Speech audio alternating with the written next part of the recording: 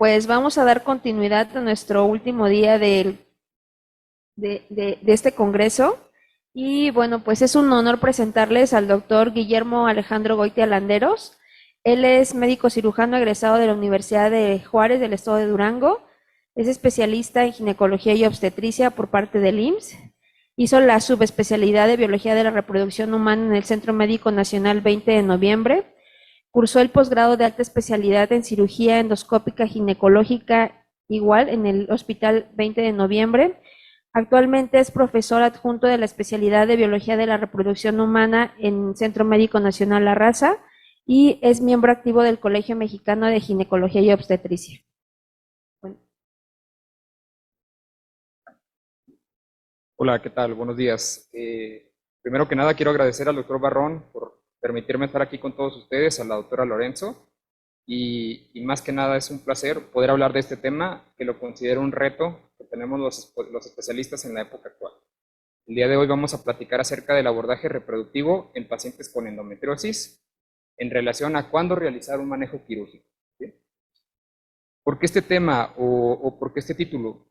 Yo considero que hay dos grupos de médicos, algo así como el yin y el yang, los que sí queremos operar y los que no queremos operar. Entonces de ahí parte la razón de hablar de este tema. ¿Sí? Vamos a hablar de unos objetivos que quiero cumplir con esta presentación. El primero de ellos es conocer los beneficios del manejo quirúrgico de endometriosis previo a un tratamiento de reproducción asistida. El segundo es evaluar el impacto del manejo quirúrgico en el pronóstico reproductivo en los diferentes, los cuales vamos a comentar un poquito más adelante, y determinar qué tipos de endometriosis se ven beneficiados del manejo quirúrgico previo a técnicas de reproducción asistida. Ya les comentaba ahorita, es un debate, es una guerra constante entre los que sí operamos, los que no operamos. Aquí es muy importante tomar en cuenta la decisión de la paciente, como lo vamos a ver más adelante. Voy a empezar definiendo la endometriosis. Es una definición, yo diría, universal.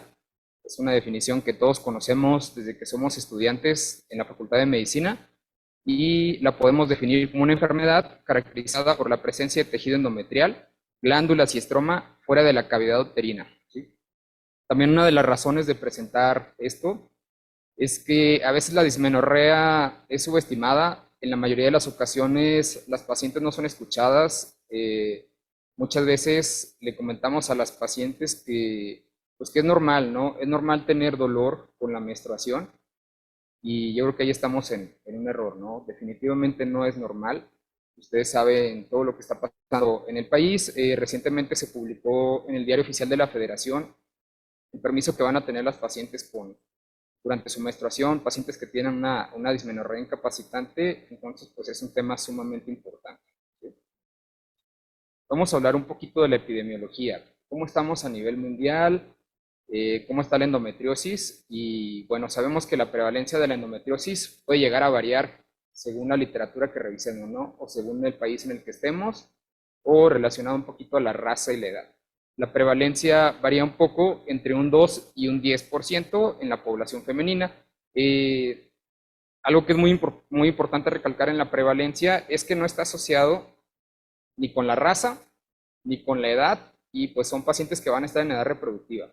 Entonces podemos encontrar pacientes que son muy pequeñas, pacientes que apenas están pasando de su menarca, y podemos llegar a encontrarnos pacientes que están en la transición a la menopausia.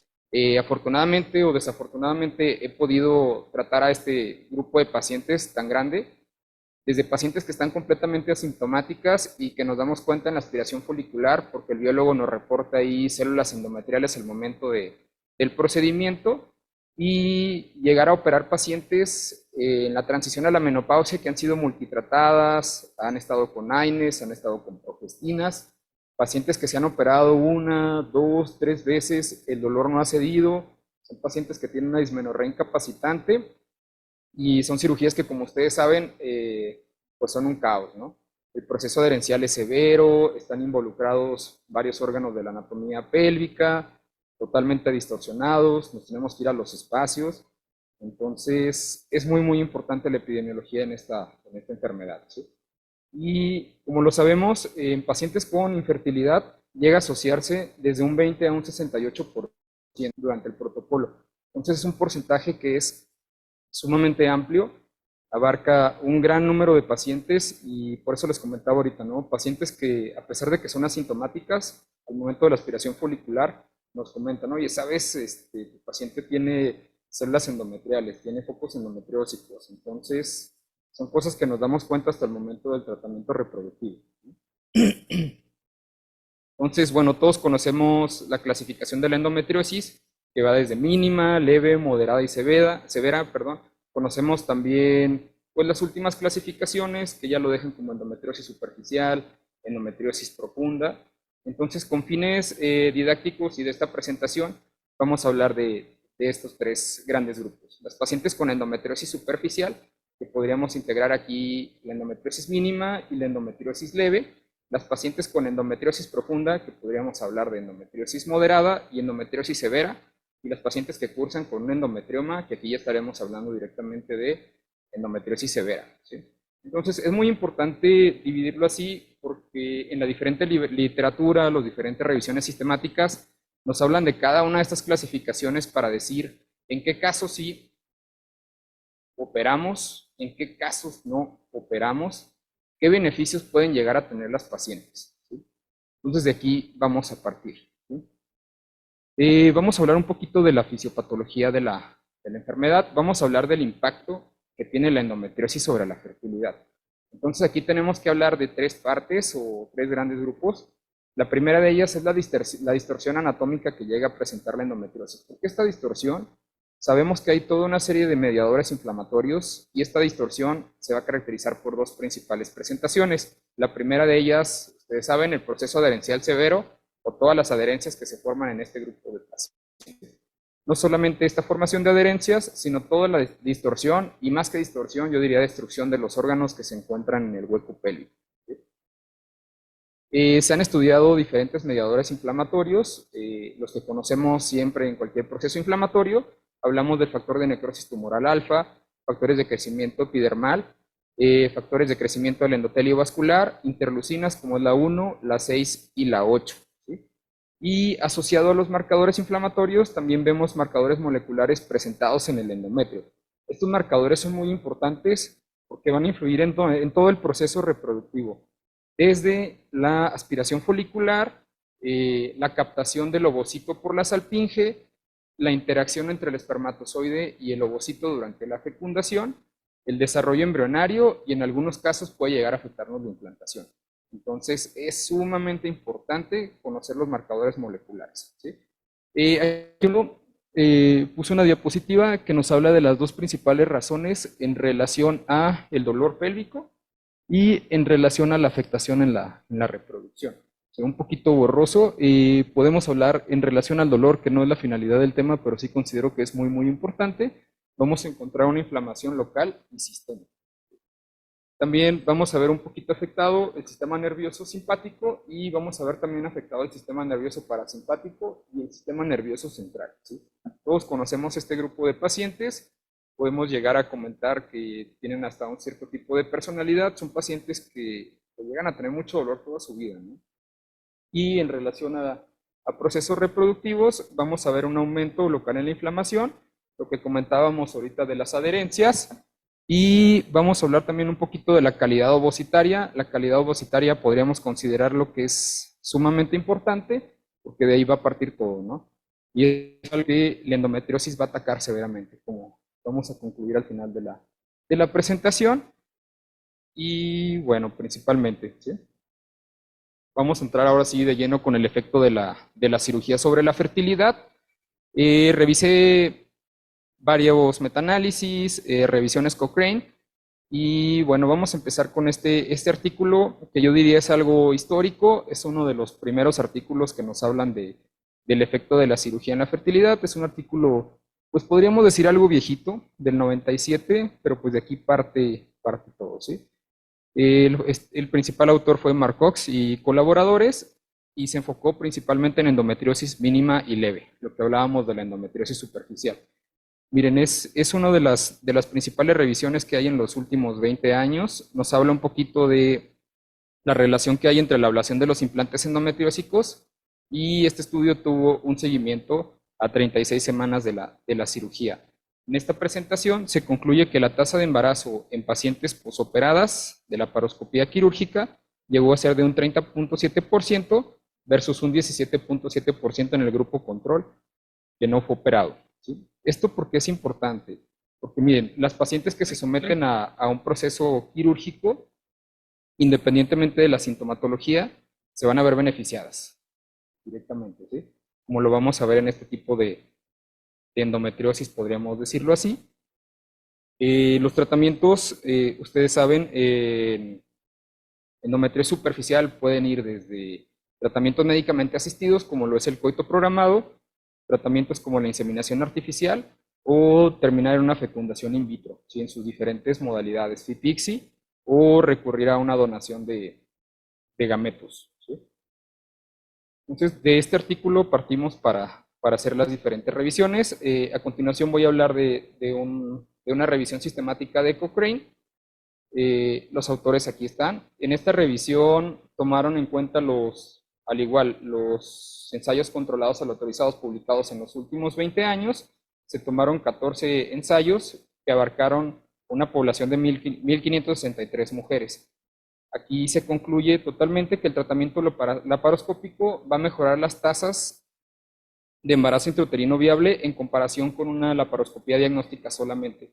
¿Por qué hicieron como la comparación entre una quirúrgica y una diagnóstica? Ustedes saben que la endometriosis mínima o leve o superficial, a veces la paciente no va a tener un cuadro clínico severo, ¿no? No va a ser tan característico, no hablaremos de una dismenorrea severa, pero sí son pacientes que ya empiezan a tener alguna sintomatología, por eso es que terminaron en cirugía. Hay diferentes escuelas, hay escuelas que comentan que antes de someternos a un proceso de asistida, pues vale la pena hacer una histeroscopía y laparoscopía, en este caso diagnósticas. Entonces, como vamos a ver más adelante, las diferentes sociedades recomiendan ya no hacer laparoscopías diagnósticas, sino ya ir totalmente dirigidos a un diagnóstico, ¿sí?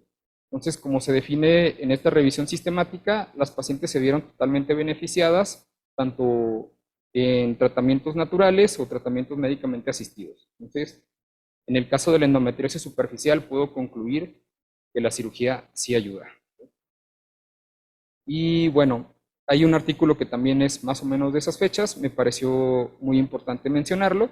Nos habla de los factores determinantes del tipo de tratamiento en pacientes con infertilidad asociada a endometriosis. ¿Por qué me pareció importante? Porque nos habla de dos grandes grupos, ¿no? Los pacientes que se van a someter a un tratamiento quirúrgico, las indicaciones que podemos llegar a encontrar, y nos habla también de los pacientes que van directo a fecundación. En relación a tratamiento quirúrgico, podemos hablar de la dismenorrea o el dolor al que se encuentran asociados, la presencia de un tumor anexial, que lo vamos a comentar más adelante en relación al endometrioma, una paciente que haya tenido una cirugía previa insuficiente, a lo mejor que solamente fue diagnóstica, vieron los focos endometriósicos, no se hizo una ablación adecuada de todos los focos, y pacientes que se han sometido a algún tratamiento médicamente asistida, como es el coito programado o la inseminación intrauterina, y tuvieron resultados fallidos.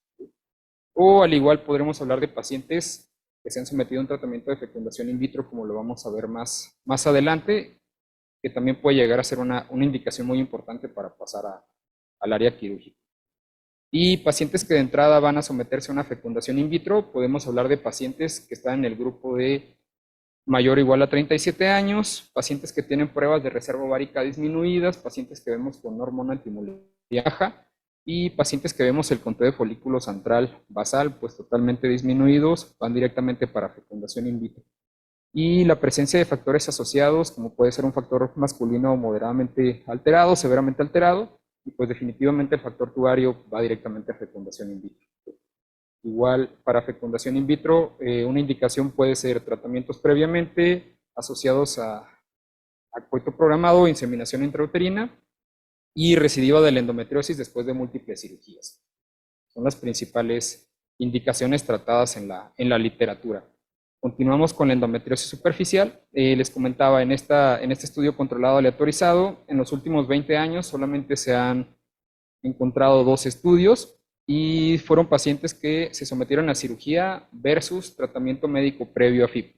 El tratamiento médico, como lo marcan las diferentes guías, desde pacientes que solamente son tratadas con AINES, pacientes que son tratadas con progestinas, con análogos de la GnRH, y pacientes sometidas a cirugía, pues todo este grande grupo. Se siguió a las pacientes por un periodo de 8 meses a un año posteriores a la laparoscopía y se vio un aumento en la tasa de recién nacido vivo, en la tasa de embarazo. Entonces considero que, como lo comentaba ahorita, en endometriosis superficial, sumamente importante someter a las pacientes a cirugía. Independientemente de esto que comento, siempre hay que considerar la edad de la paciente, como lo mencionábamos en la tabla anterior, ver la sintomatología de la paciente, qué tanta dismenorrea tiene o qué tan severo es su dolor, y ver opciones de tratamiento reproductivo posterior. O sea, ver qué paciente va para coito programado, qué paciente podemos llevar a inseminación artificial y qué paciente puede ser sometido a fecundación in vitro. ¿Sí?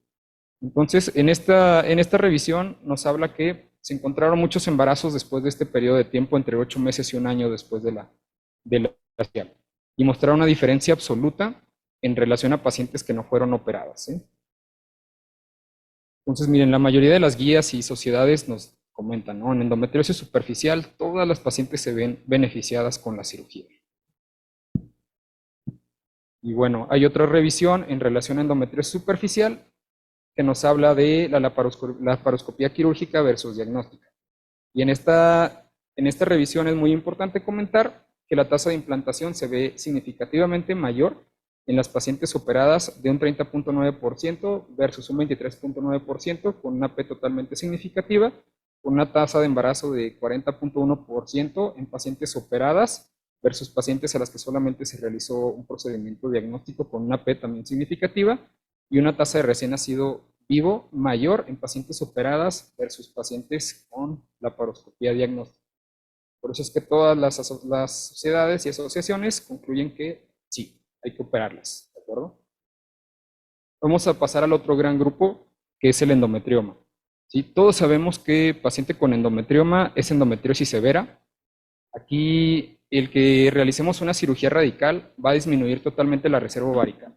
Esto lo podemos ver representado desde hormona antimuleriana, desde conteo de folículos centrales disminuido, como vamos a ver más adelante. Aquí en relación al endometrioma hay que considerar los factores de la paciente. ¿Qué factores? Los que comentábamos en la presentación anterior, como cuáles: edad, pruebas de reserva ovárica y sintomatología. Otra vez volvemos a esto, y la mayoría de las asociaciones o sociedades concluyen que el mejor procedimiento en relación al endometrioma es la escisión de la cápsula. ¿Por qué? ¿Qué otras técnicas tenemos? Bueno, hay desde el drenaje del endometrioma nada más y la fulguración de la cápsula, pero todos los procedimientos en los diferentes estudios se concluyen que nos van a afectar severamente la reserva ovárica. Entonces hay que pensar qué pacientes sí operamos y qué paciente no operamos en relación a endometriomas, y desde ahorita podría decirles, pacientes que tienen endometriomas y estamos pensando en algún tratamiento reproductivo, pues es mejor esperar un poquito para la cirugía, salvo de algunas situaciones como lo voy a comentar ahorita. Entonces, siempre en endometrioma hay que considerar los síntomas de la paciente, porque podemos ver pacientes que tienen endometriomas muy pequeños, de 1 centímetro, 2 centímetros, y en realidad la sintomatología es mínima. También considerar la edad, pacientes que tienen más de 35 años, pues a lo mejor hacemos el tratamiento de reproducción primero y luego pasamos a la cirugía del endometrioma, y siempre valorar la reserva ovárica. ¿Sí? Ya tenemos los criterios de Boloña, los criterios de Poseidón, que nos pueden ayudar un poquito a tomar esta decisión. Algo que hay que tomar en cuenta, porque vamos a ver pacientes que tienen un hallazgo incidental de un endometrioma, pacientes que no tienen infertilidad. Entonces, a lo mejor este gran grupo de pacientes, pues sí podríamos pasar a un procedimiento siempre y cuando la sintomatología de la paciente lo permite, y algo que es totalmente necesario para ver si es quirúrgico o no: el tamaño de las lesiones. En la mayoría de las guías mencionan que si el endometrioma mide más de 3 centímetros es quirúrgico, si mide menos de 3 centímetros es quirúrgico. Ahí varía un poquito lo que todos conocemos de un endometrioma de 5 centímetros o 6 centímetros. Y algo que también es necesario para ver si la paciente es candidata a cirugía: la localización. ¿Por qué la localización? ¿Por qué nos va a importar esto? Bueno, si vemos un endometrioma que nos va a dificultar la aspiración folicular, pues a lo mejor ahí sí valdría la pena hacer una resección previa. ¿Por qué? Porque estas células endometriales que nos vamos a llevar con la aguja de aspiración, pues las vamos a llevar a tocar directamente los ovocitos. Entonces aquí en estos casos, pues sí valdría la pena, a pesar del gasto que vamos a tener en la reserva ovárica, de operar a la paciente. Voy a hablar de una revisión en relación al endometrioma. Es una revisión grande. Aquí se tomaron en cuenta 2.438 pacientes y vieron los resultados en relación a fecundación in vitro, ¿sí? Esta tabla me parece muy importante porque vemos que hay un grupo de pacientes operadas, un grupo de pacientes no operadas y un grupo de pacientes control. Aquí es muy importante recalcar que el grupo de edad era muy homogéneo y nos pasamos a lo que en realidad es significativamente estadístico. Nos vamos al conteo de folículos centrales. Como vemos, en el grupo de pacientes que fueron operadas, el conteo de folículos centrales era más o menos de 7.9 ovocitos, más o menos 4.5. En el de pacientes no operadas de 10.7 y en el de pacientes del grupo control de 11.3. Entonces vemos una P totalmente significativa y esto apoya a lo que comentábamos, ¿no? La cirugía de endometrioma va a afectar severamente la reserva ovárica. En relación del número de ovocitos obtenidos al momento de la aspiración folicular, también podemos ver que es significativamente menor en el grupo de pacientes operadas versus el grupo de pacientes no operadas con el grupo control. Igual podemos ver que hay una disminución en la tasa de embarazo en pacientes operadas versus no operadas versus el grupo control. Aunque el grupo control pues es un grupo más grande, pero vemos que pues no hay como una diferencia realmente, ¿no? Aquí en el grupo control eran pacientes que tenían diferentes causas de infertilidad, ¿sí?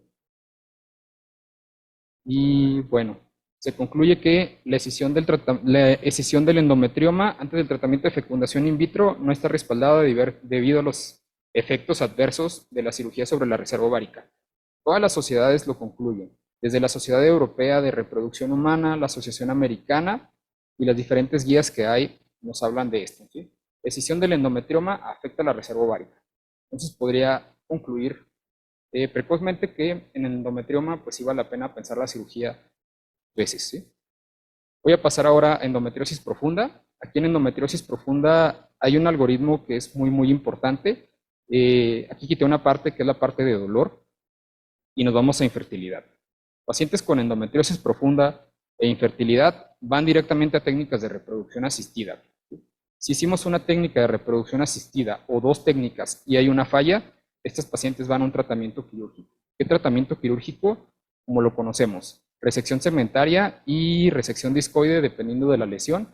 En todos los estudios en relación a endometriosis profunda se excluye las pacientes que tienen afectación intestinal, porque ahí la sintomatología pues va más encaminada a dolor que a infertilidad. Miren, en los últimos años hay unos datos muy limitados en relación a endometriosis profunda. Ustedes saben que hay muchas técnicas, muchos estudios en relación a tratamientos, a diagnóstico, pero en relación a tratamientos de fecundación in vitro son demasiado pocos.